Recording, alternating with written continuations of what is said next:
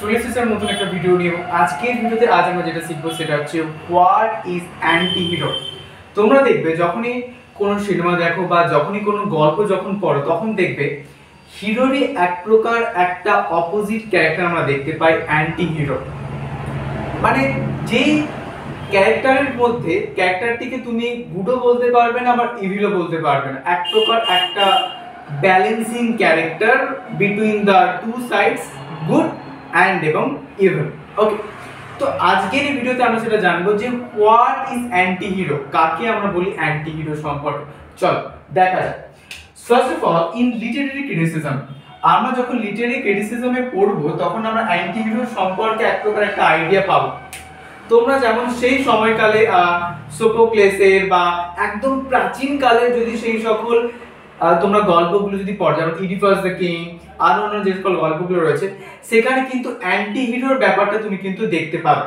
Okay, so first of all, in literary criticism an anti-hero is a central character. Okay, so anti-hero is one of the central characters of the story. যে আমাদের গল্পে central character যেগুলো রয়েছে তাদের মধ্যে একটি হচ্ছে আমাদের anti hero. Okay, so in a story who lakhs the typical, lakhs মানে তার মধ্যে এটার অভাব রয়েছে। কি অভাব রয়েছে আমরা দেখবো। অ্যান্টি হিরো ক্যারেক্টারের কি কি অভাব রয়েছে। Lakhs the typical heroic qualities. যেমন সাপোজ তুমি যখন কাউকে কোনো ক্যারেক্টারকে যখন হিরো হিসেবে কনসিডার করছো তখন তার মধ্যে কিছু হিরোইক কোয়ালিটিস তো থাকতেই হবে, কিন্তু অ্যান্টি হিরোর মধ্যে এই হিরোইক কোয়ালিটিস গুলো থাকে না, যার জন্য that person is called anti hero.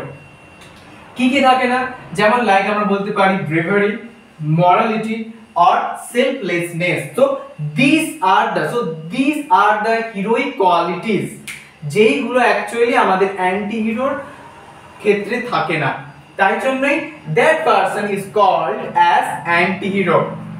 এবার তোমাদের মনে প্রশ্ন হবে যে তাহলে স্যার অ্যান্টি হিরো কেন ব্যবহার করি আমরা গল্পের মধ্যে, এটা খুব গুরুত্বপূর্ণ একটা জিনিস। চলো দেখা যাক।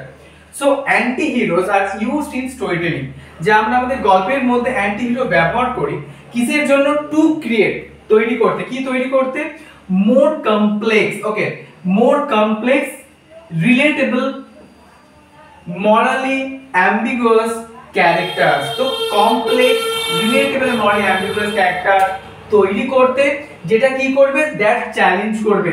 কাকে চ্যালেঞ্জ করবে, দ্যাট চ্যালেঞ্জ করবে traditional notions of heroism and morality.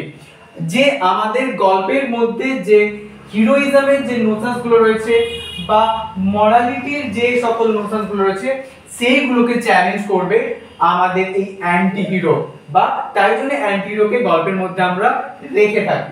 ওকে, এইভাবে বিভিন্ন রাইটাররা তারা বিভিন্ন রাইটিং এ তারা অ্যান্টি হিরোকে ব্যবহার করে এই জন্যই অ্যাকচুয়ালি যে গল্পের মধ্যে হিরোইজম এবং মরালিটির যে সকল নোশনস গুলো রয়েছে সেইগুলোকে চ্যালেঞ্জ করে অ্যান্টি হিরো। ওকে, সো এই ছিল আমাদের আজকের video, what is anti hero.